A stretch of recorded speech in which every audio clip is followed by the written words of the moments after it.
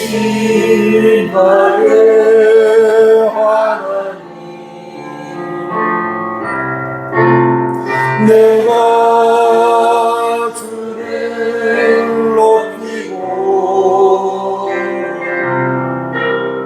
영원히 주의 이름을 성취하리이다.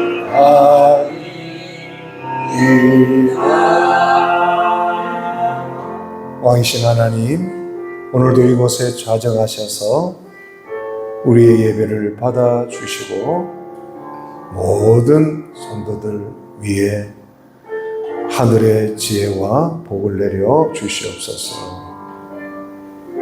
감사의 문이 열리게 하옵소서. 예수님의 이름으로 기도하옵나이다. 아멘.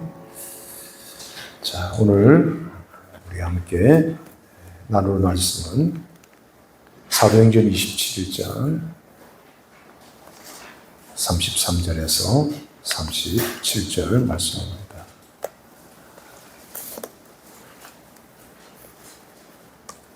사도행전 27장 33절에서 37절 제가 봉독해 드리겠습니다.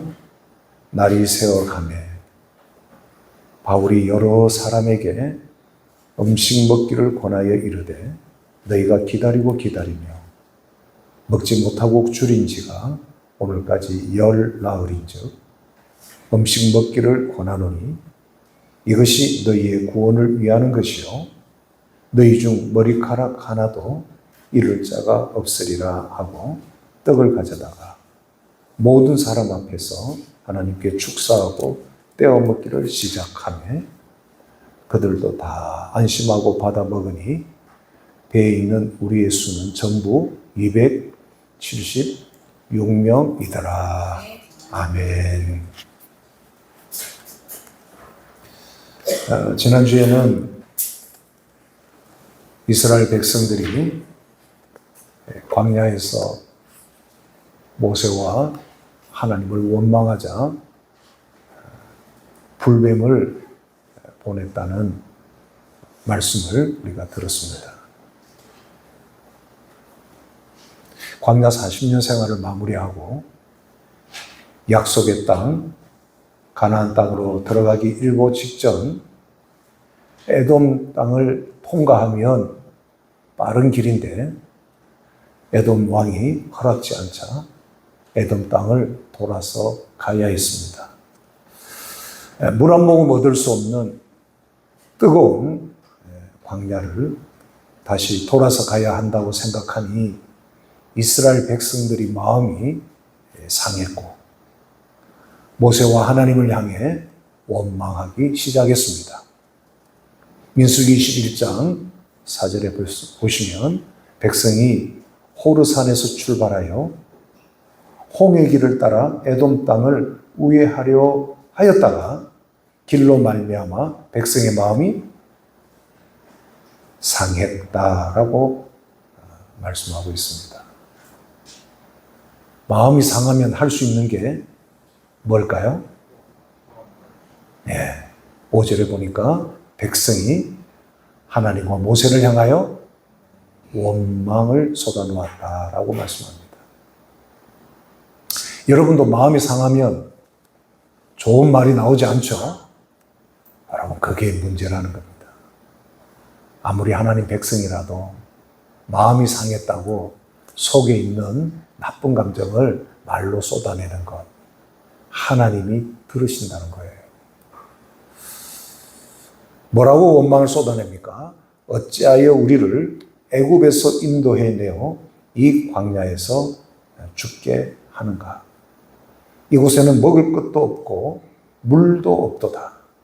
우리 마음이 이 하찮은 음식을 싫어하노라 하고 하나님께 원망을 쏟아낸 것입니다. 하나님은 이들을 살리시고 적과 꿀이 흐르는 가나안 땅으로 인도하기 위하여 광야를 거쳐가고 있는데 마음이 상하니까 이 광야에서 우리를 하나님이 다 죽게 하는 게 아닌가. 하나님을 불신하는 말을 쏟아낸 것입니다. 하늘에서 내려오는 만나, 동풍을 통해서 저녁에 메추라기를 먹었던 민족이, 이스라엘 같은 민족이 없었는데 이들은 하찮은 음식이라고 했습니다. 이들이 쏟아낸 원망 속에는 하나님을 원망하는, 하나님을 불신하는 표현이 가득한 거예요. 하나님께서 그래서 이 백성들을 살려두지 않겠다 해서 그동안 딱 보호하고 있던 광야의 불뱀들을 풀어서 이들을 물게 한 것입니다. 불뱀에 물려 고통스럽게 죽어가는 사람들이 많아지기 시작하자 뒤늦게 이스라엘 백성들은 자기들의 잘못을 깨닫고 회개하기 시작합니다. 인간은 이렇게 참 어리석어요. 원망을 쏟아내고 그 원망을 들으신 하나님께서 말하는 대로 죽을 일을 보내주니까 그때서야 잘못을 깨닫고 회개했다는 겁니다. 모세는 이들을 위해서 기도했고 하나님은 모세에게 노스로 만든 불뱀을 만들어 장기 위에 높이 매달아 놓게 됩니다. 그리고 그 놋뱀을 바라보는 자는 다 살 것이라고 하나님께서 치유와 구원의 길을 주신 거죠. 모세가 만든 놋뱀을 믿음으로 바라본 사람들은 불뱀에서 물린 그 고통의 아픔이 치유되고 죽어가는 사람들도 해독이 되어 다 살아나게 되었다라는 말씀이 지난주의 말씀입니다. 우리는 죄로 말미암아 불뱀의 독으로 가득 찬 사람들이었습니다. 그래서 우리는 감사보다도 원망과 불평을 선택하고 선한 일을 생각하기보다 언제나 나쁜 것을 생각하는 죄인들이었죠. 모세가 놋뱀을 높이던 것처럼 하나님께서 우리 이 죄를 해결해 주시기 위해서 예수 그리스도를 십자가에 높이 달아 우리 죄를 대신하여 죽게 하셨고 그 예수님을 바라보고 믿는 자는 죄사함과 구원의 길을 내어주신 것입니다. 우리는 이 구원의 은총을 입은 하나님의 백성인 줄로 믿습니다.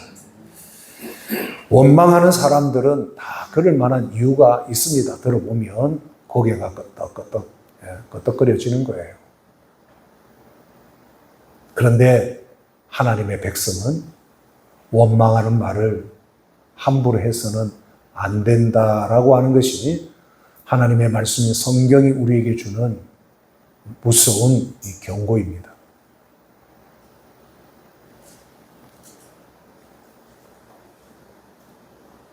만약에 이스라엘 백성들이 에돔 땅으로 가지 못하고 돌아가게 되었다면 그러면 우리 천천히 돌아갑시다 하고 찬송을 부르며 감사를 선택했다면 이스라엘 백성들은 어떻게 되었을까요? 사실 거기서 얼마 떨어지지 않는 곳으로 가다 보니까 뭘 발견합니까? 이 오아시스를 발견한 거죠. 하나님이 예비해 놓으신 겁니다.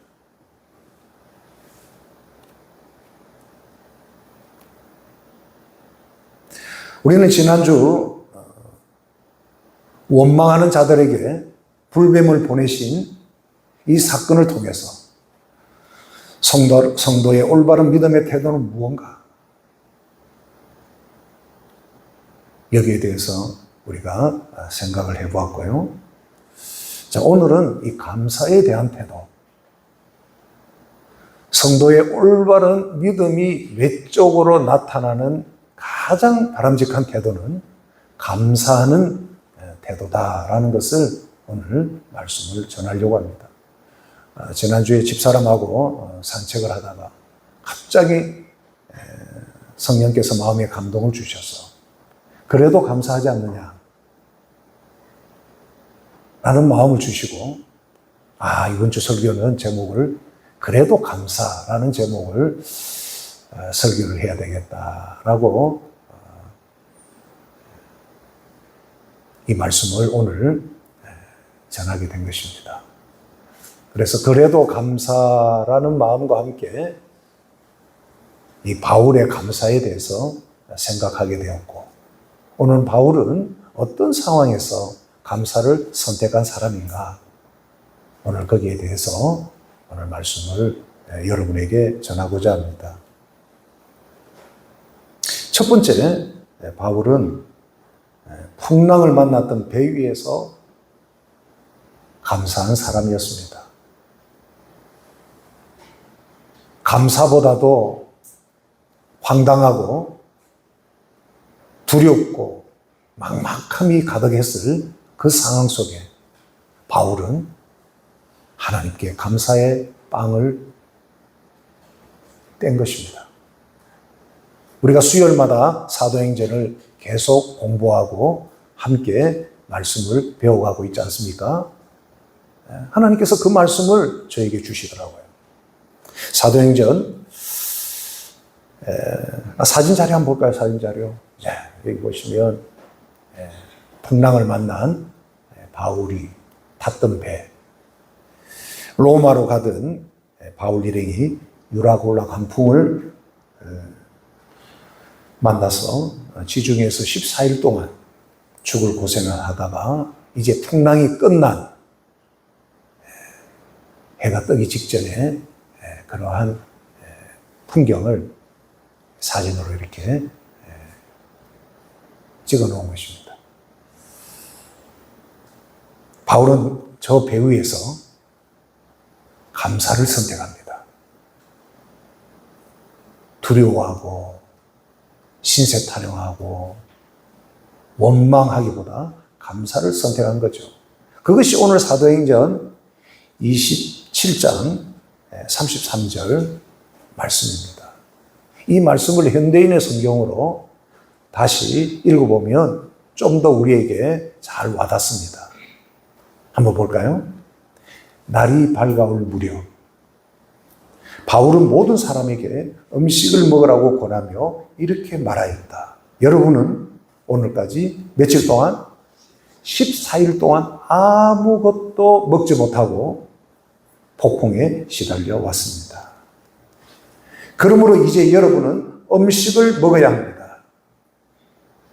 이것은 여러분이 살아남기 위한 것입니다. 여러분은 머리카락 하나도 잃지 않을 것입니다. 그리고서 바울은 빵을 들고 모든 사람 앞에서 하나님께 무슨 기도? 감사 기도를 드리고 먹기 시작하였다. 그러자 모두 용기를 얻어 음식을 먹었는데 배에 타고 있던 사람은 모두 276명이었다.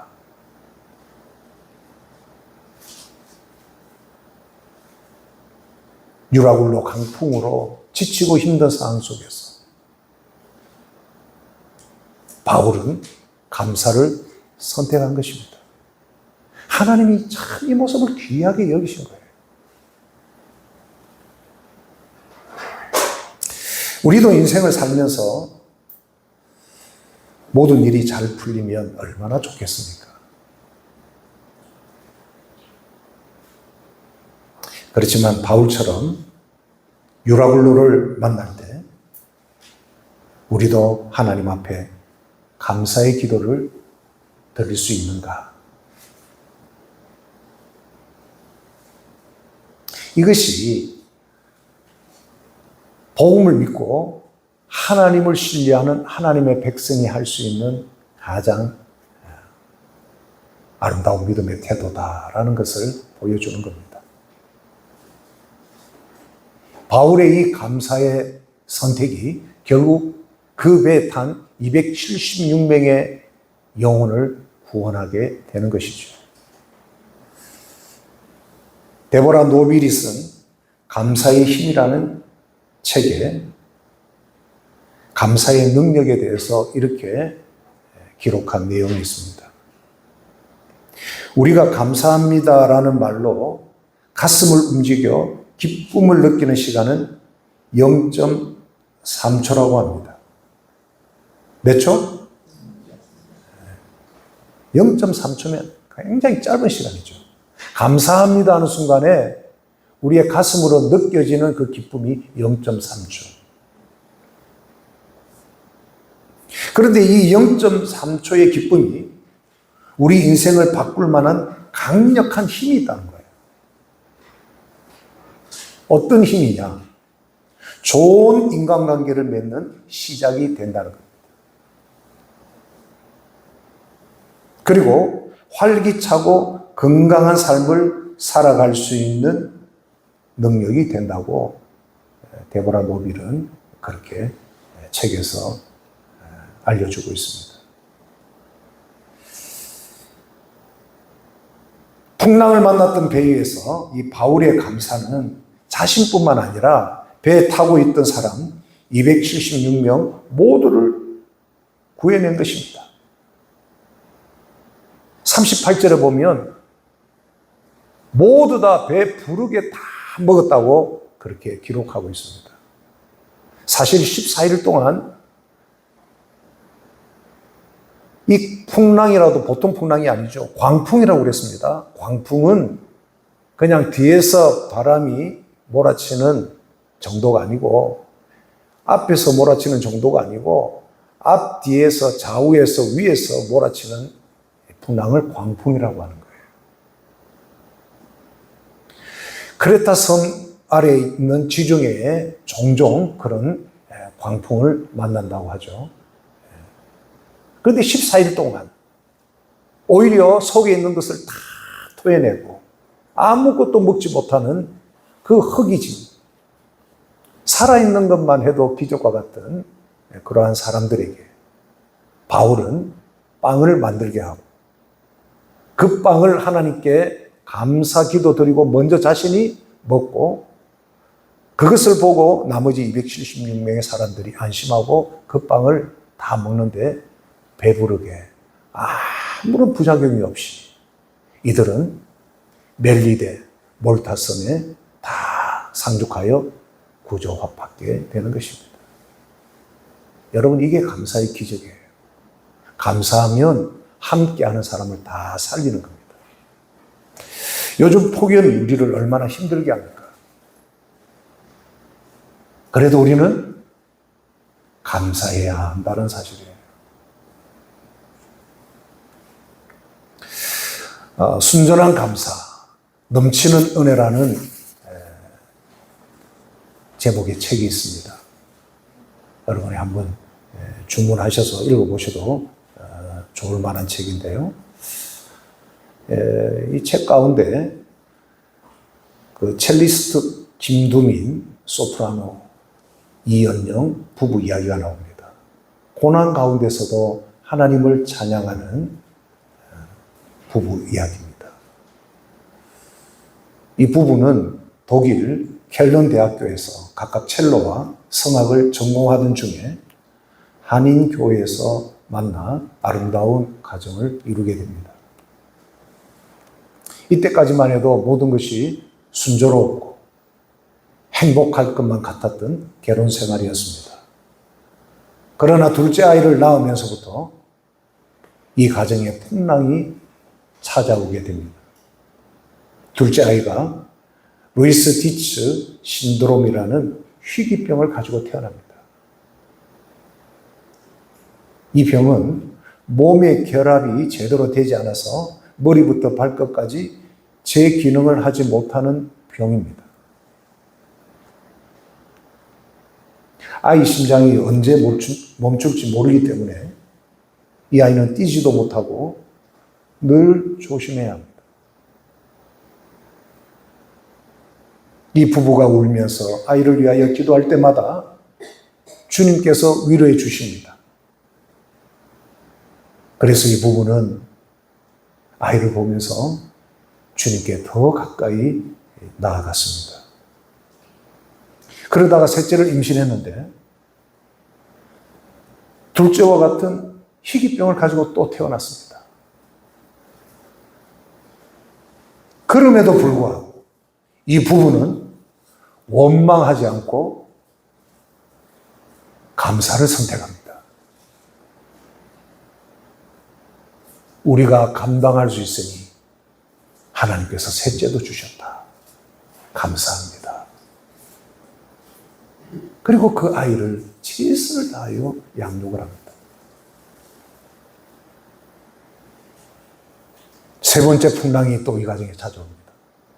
새 아이를 키우는 가운데 엄마가 대장암 말기 판정을 받습니다. 그래서 인공항문을 달고 치료를 위해 가족과 함께 한국으로 돌아오게 됩니다. 돌아오는 비행기 안에서 이연영 집사가 기도하기를, 하나님, 저 살고 싶습니다. 하나님, 저 살고 싶습니다. 기도했더니 그때 하나님이 물었습니다. 그럼 넌 나를 위해 무엇을 할 수 있겠니? 널 살려주면 너 나를 위해서 무엇을 할 수 있겠니? 그런 하나님의 음성이 들려오더라는 거예요.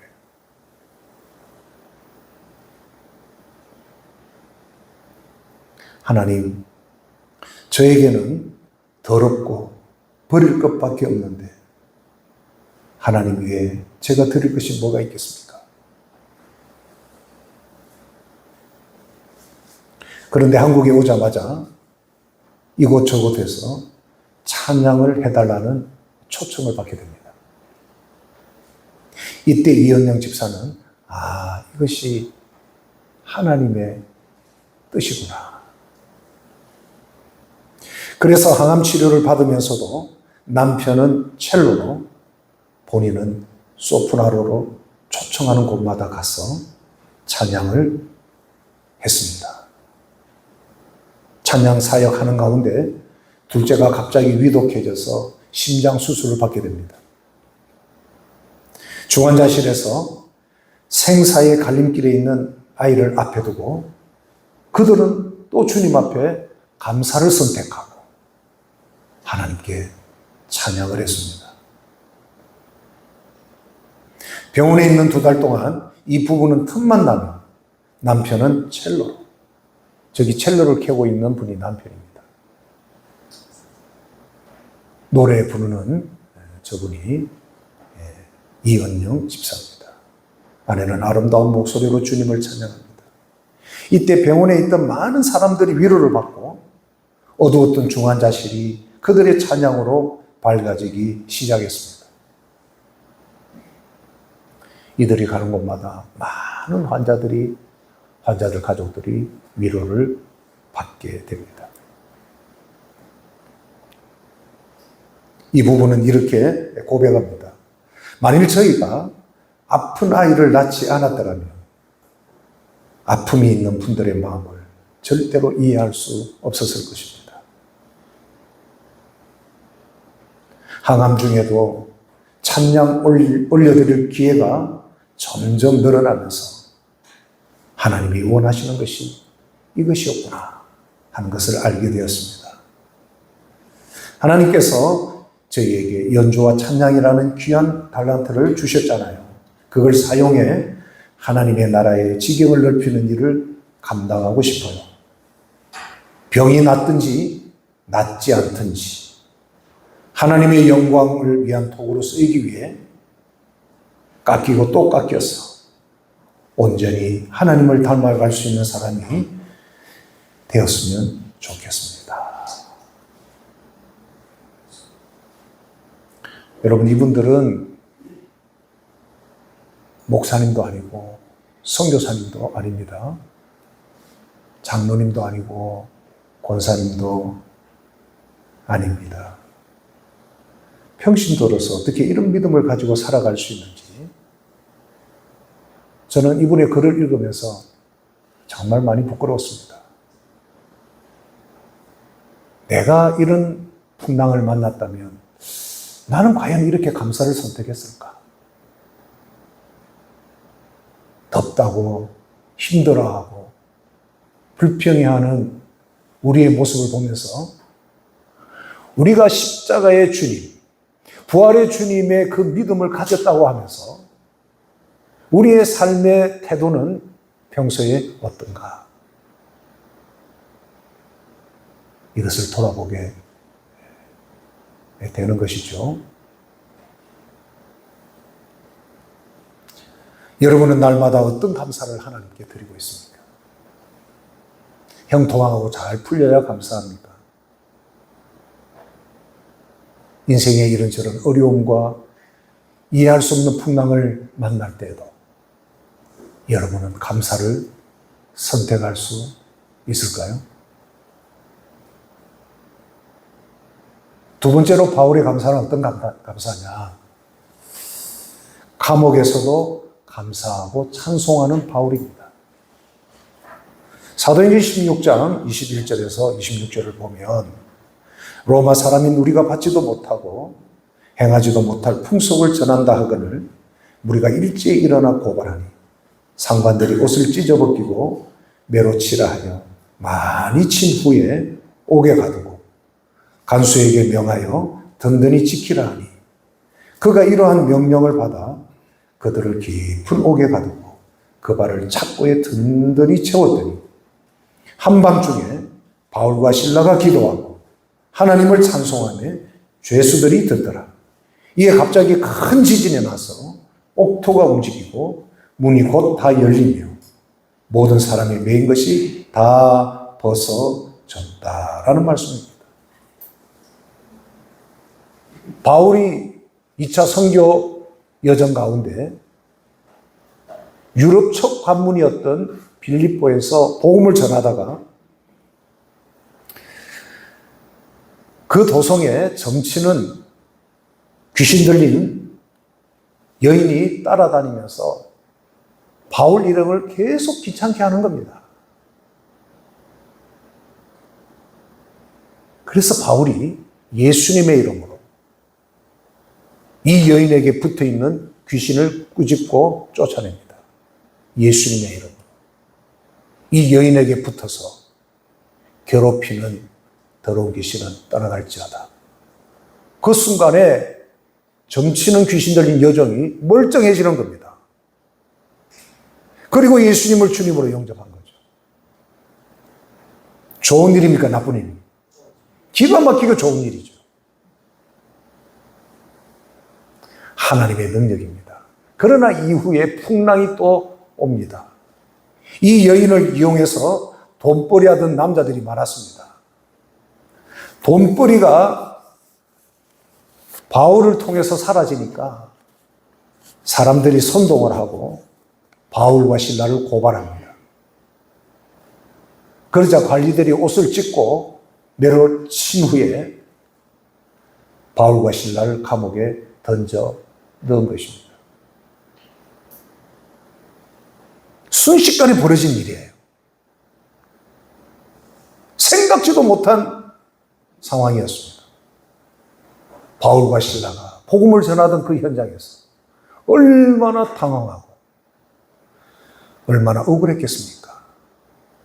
자신의 뜻이 아니고 성령의 인도하심을 받아서 복음을 전했고 주님 주신 사명을 따라 이방인에게 복음을 전했던 바울의 삶이 이렇게 저 감옥으로 던져질 만큼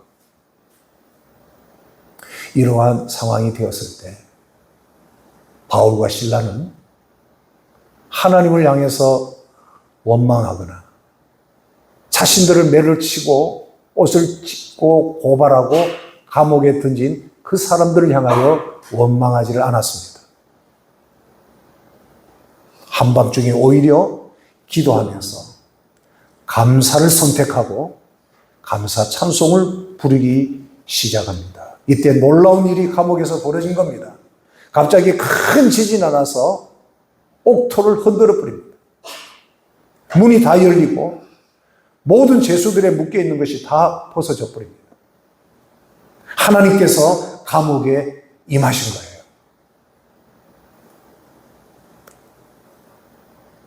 원망이 아니라 감사를 선택하니까 하나님이 감옥에 있는 그 바울과 실라에게 임하신 거예요.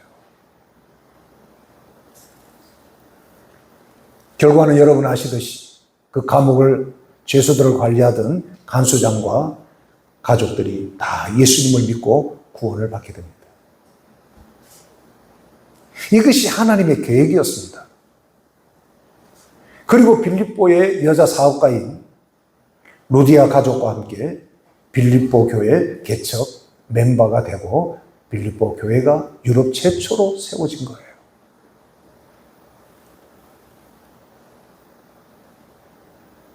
어떻게 바울에게 감옥에서도 풍랑만난 배위에서도 절대 감사를 선택할 수 있었는가? 그것이 바로 복음의 능력입니다. 예수님의 십자가를 믿고 부활의 능력을 믿는 사람은 절대 감사를 선택하게 돼요. 우리의 소망이 이 땅이 아니라 저 천국에 있음을 믿고 저 천국의 소망을 가지고 있는 사람들은 절대 감사를 선택하는 것이 됩니다. 여러분은 예수님을 믿는다고 하지만 매일 매 순간에 여러분에게 일어난, 여러분에게 닥쳐지는 상황 속에서 여러분은 무엇을 선택하고 있습니까?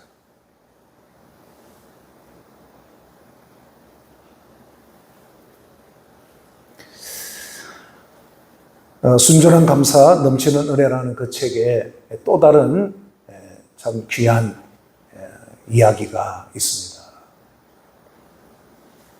배은주 집사라는 분입니다. 이 사진에 나오는 분이죠. 앉을 수 있는 것만으로도 감사합니다. 여기 계시는 분들은 다 걸어 다닐 수 있잖아요. 우리는 정말로 펄쩍펄쩍 뛰며 감사해야 돼요. 저분은 일어설 수도 없고 걸을 수도 없는 장애인입니다.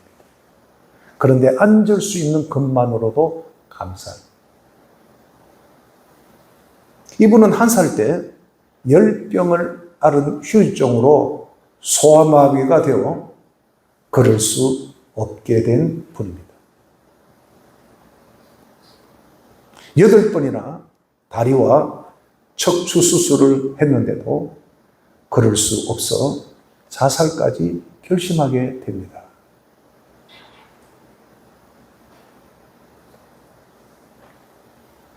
그런데 하루는 동네 친구가 그를 업고 찾아간 곳이 교회였습니다. 그 교회당에서 배은주 집사가 예수님 만난 거예요. 십자가에서 내 죄를 대신하여 죽으신 예수님. 그래서 예수님을 통해서 부활의 생명을 얻게 된다는 이 복음을 듣고 이 믿음으로 구원을 받게 되는 것입니다. 천국 소망을 가지면서 이 땅의 삶이 아니라 저 천국에 대한 소망으로 기쁘고 감사하는 마음으로 살아가게 됩니다.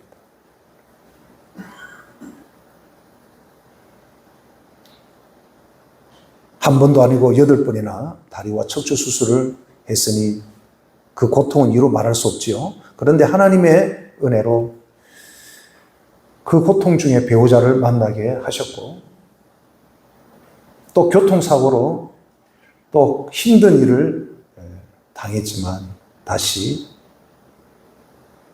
앉을 수도 없는 상황이었으나 앉아서 휠체어로 탈 수 있는 지금의 상황으로 하나님이 만들어 주신 겁니다.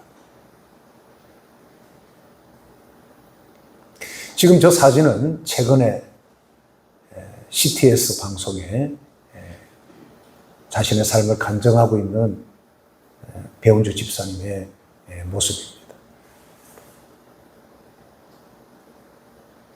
지금 휠체어를 타고 앉아서 다닐 수 있는 것만 해도 얼마나 감사한지. 지금 그 삶을 저렇게 간증하고 있죠. 현재는 장애인 예술단 단장으로 활동하고 있고 또 가수로, 방송인으로, 또 작사자로 1인 사역을 하며 휠체어를 타고 온 세계를 돌며 희망을 전하고 있다고 합니다.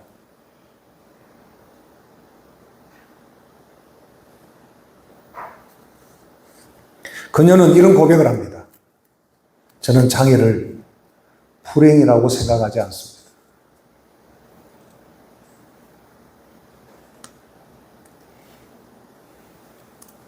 돌이켜보니 고난을 겪으면서 비로소 희망이 내 안에 있다는 사실을 깨닫게 되었습니다. 자신의 태도에 달려있다가 말이에요.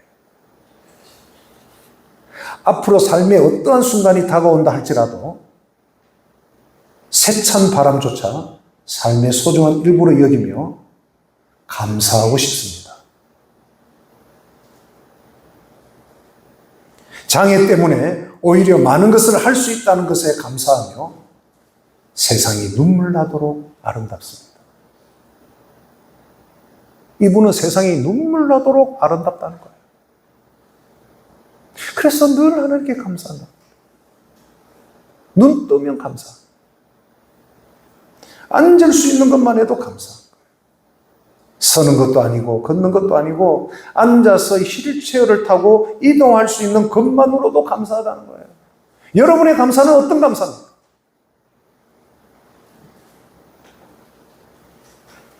곰곰이 생각해 보면 감사할 것이 저는 너무 많이 있습니다.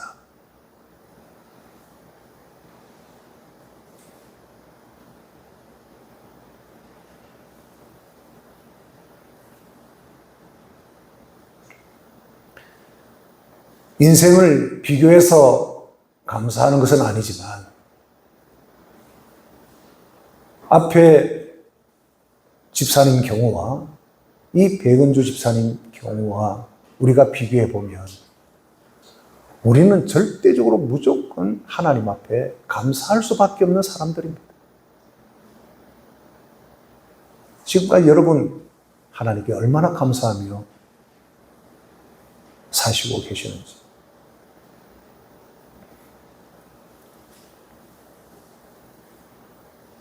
그래서 지난주 목요일 날 길을 걸으면서 그래도 감사하라라고 하는 주님의 음성이 제 영혼에 깊이 각인이 된 것입니다. 그래도 감사. 그래도 감사해야지. 자, 우리 앞에 그림을 보고 함께 고백합시다. 우리도 한번 고백해 봅시다. 자, 사진 한번 보여주세요. 한번 따라해 봅시다. 그러니까 감사. 그럼에도 감사. 그럴수록 감사. 그것까지 감사. 어떤 분은 감자하는 것 같은데 감사. 그러니까 감사. 그럼에도 감사. 할렐루야. 힘들수록 감사. 그것까지도 감사. 우리의 고백이 되기를 축복합니다. 동독과 서독이 통일되기 전에 동독 사람들이 꼭 북한이 오물풍선을 우리 대한민국에 보내는 것처럼 서독 쪽으로 쓰레기를 트럭에 싣고 와서 갖다 버리곤 했다고 합니다. 그러니까 서독 사람들이 화가 나서 우리도 똑같이 대갚아 줄까 하다가 서독 국민이 참 좋은 쪽을 선택하는 거예요. 저들은 버릴 것이 없어서 이렇게 쓰레기를 갖다 버리지만 우리나라는 모든 것이 풍성하니까 저들에게 참 맛있는 통조림을 저들에게 갖다 주자 해서 저들이 쓰레기를 트럭째로 버리면 서독에서는 좋은 통조림을 동독에다가 막 흘러보냈다고 합니다. 그래서 여러분 서독과 동독이 통일이 된 거예요. 북한이 오물풍선을 보낼 때 우리는 뭘 보낼까요? 대포를 보내면 안 돼요. 우리는 뭘 보내야 될까요? 그렇지. 식량을 보내려면 너무 무거우니까 뭘 보내야 되겠습니까? 라면, 그죠? 보내는 겁니다. 또 보낼 수 있는 게 뭐가 있을까요? 예? 예? 좀 가능한 것만 이야기해 보세요. USB 말고. 그러니까 북한 김정은이 저 못된 놈이라는 그런 자극적인 말, 그거 말고 북한 주민들에게 필요한 것을 우리가 만약에 이렇게 풍선으로 보낸다면 뭘 보내줄 수 있을까요? 예. 라면 보내줄 수 있고. 쌀도 가능해요. 쌀도 작은 봉지로 보내고. 또, 달러도 보내주고. 예, 그러다 보면요. 여러분, 북한은 무너지게 되어 있습니다. 똑같이 대하면 안 돼요. 그리고 통조림을 서독에서 동독으로 통조림을 보내면서 쪽지 한 장을 남겨놓았다고 합니다. 그 쪽지가 유명한 내용입니다. 한번 볼까요? 그 쪽지가? 같이 한번 읽어봅시다. 시작. 사람들은 자기가 가지고 있는 것을 사람들은 자기가 가지고 있는 것을 내어놓는 거예요. 좋은 것을 가지고 있는 사람은 좋은 것을 내어놓고 더러운 것을 가지고 있으면 더러운 것을 내어놓는 거예요. 예수 그리스도 안에서 사랑하는 우리 소동산 가족 여러분, 좋은 것을 선택하고 좋은 것을 내어놓는 여러분 되시길 축복합니다. 오늘도 만나는 분들에게 감사합니다. 사랑합니다. 축복합니다. 여름에 참 저 뜨거운 주방에서 음식을 만드는 분들 얼마나 수고 많고 참 감사합니까? 우리는 한 끼 식사를 점심 하지만 그 한 끼 식사를 만들어내기까지 저분들의 수고를 생각하면 참 사랑과 참 정성을 함께 묻는다 생각하고 여러분 축복해 주시고 격려해 주시고 감사함으로 맛있게 또 식사를 드시기를 바랍니다. 무더운 여름 한가운데 우리가 살아가고 있습니다. 어떤 환경, 어떤 상황에 있든지 바울처럼 하나님께 감사를 선택하는 여러분들이 되시길 축복합니다. 하나님 아버지 감사합니다. 오늘도 저희들이 감사를 선택하는 믿음을 주시니 감사합니다. 감사로 드리는 제사가 어떤 제물보다 하나님이 기뻐하신다고 다윗이 고백한 것처럼 저희들에게 절대 감사로 충만케 하여 주시옵소서. 예수 그리스도 이름으로 기도하옵나이다. 아멘.